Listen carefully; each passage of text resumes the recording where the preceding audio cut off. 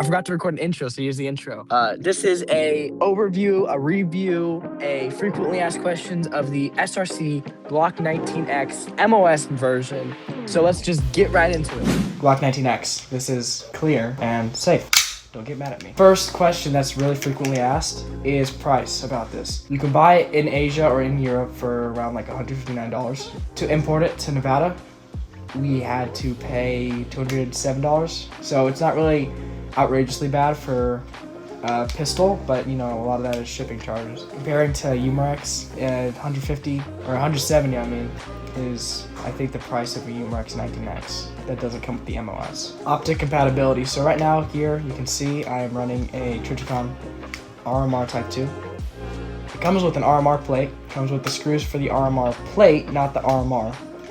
But it does come with a Seymour, Leopold, Doctor, and an RMR plate. So it's like a bunch of weird optics and then the RMR. It doesn't come with the screws that mount the optic, but it does come with the screws inside of the plate that mount it to the gun. It does have a lot of screws, which is again bad, but you know, it's MOS. It is not, I don't think it is compatible with the MOS system that Glock has right now. I think it's like Tokyo Marui and BFC and all of them have like all their weird MOS versions. But you can get Acro plate for this, which I'm gonna try and do, so yeah.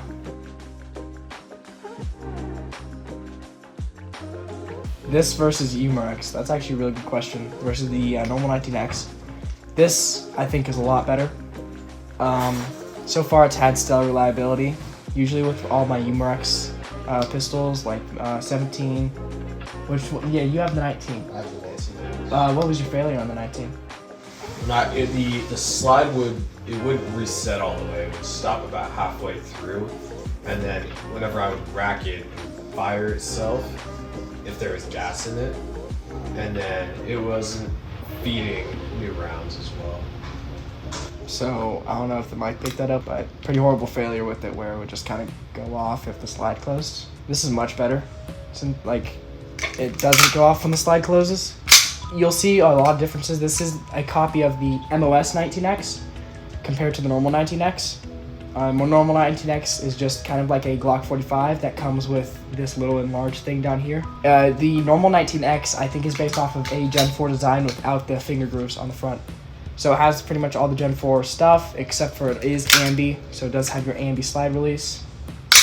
But other than that, pretty much Gen 4. This one comes with suppressor high irons and a threaded barrel. The orange tip was simple to get off. I'll just say it's simple. I was able to get it off with some tools that you would definitely have around the house. So then you're able to mount the suppressor or anything. I don't have anything on here. I'm not planning on running any suppressor. I don't really need a trace heater for Airsoft. I just keep this in the holster. Overview on this. And this thing, lanyard loop, suppressor high irons, threaded barrel. So right now, I'm just going to go over what I'm running. Right now, I'm running RMR. I have a Surefire X300U, which is very bright. I like the look of it on the Glock 45, the Glock 19. And then I am running a little wrap on here. This is a Gear Red camo form wrap. It's in Marpat Woodland, which is pretty cool.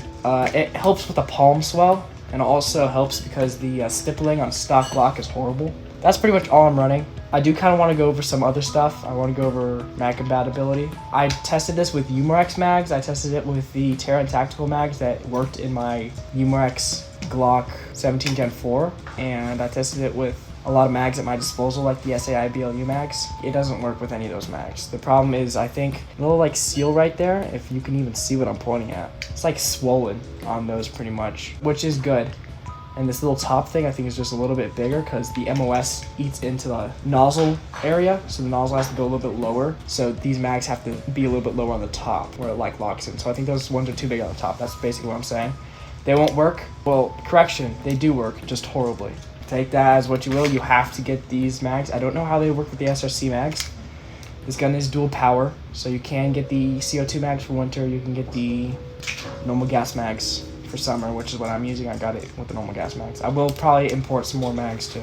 Last is kind of like holster fitment. This is a Safariland, let me read this off for you, 6378 RDS, 2832, whatever that means. It's for a Glock 19 or 23 with the IT M3 light, which is pretty much just an X300, I think. fits in there. I did have to mod it for my last Glock that I was using, the SIBLU, with a comp. So I had to mod it. I put the screw here. That screw, just it only interfaces with this part. So with a modded, front end holster, goes in perfectly when it's really tightened. But I don't know if this is just how many mods I've done to this holster, or but it can come out really easily. I was able to run a Glock 17 in here because it's pretty much just molded for a Glock 17. It's just got a Glock 19 little like extension pin, so it will fit a 19 snug. When I took that out, I was able to run a Glock 17 in here and it locks in perfectly fine. This is definitely day to day. I trust in this reliability. I've shot probably around 2K rounds so far through it. I love it a lot. I think it's really good for just reliability. Locks in the holster. I don't really have to worry about getting dirt or mud in this thing and it not working. Yeah, leave your questions in the comments. I'll respond to them in a later video. Yeah, like and subscribe. Editor's gonna have a fun time with this.